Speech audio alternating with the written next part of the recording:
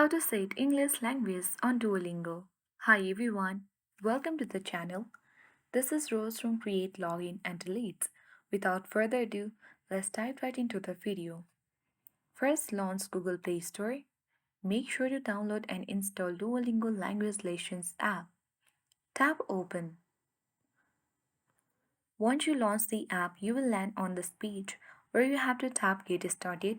If you have an account, you can tap I already have an account button. Now click Continue button. Again, tap Continue.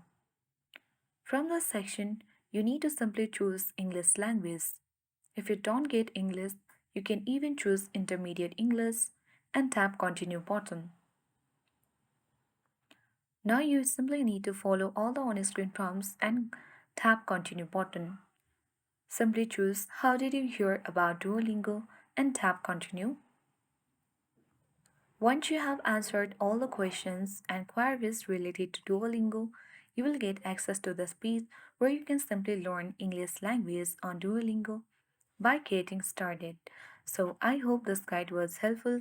If it was, then do like, share, comment and don't forget to subscribe. Thank you for watching and see you in the next video.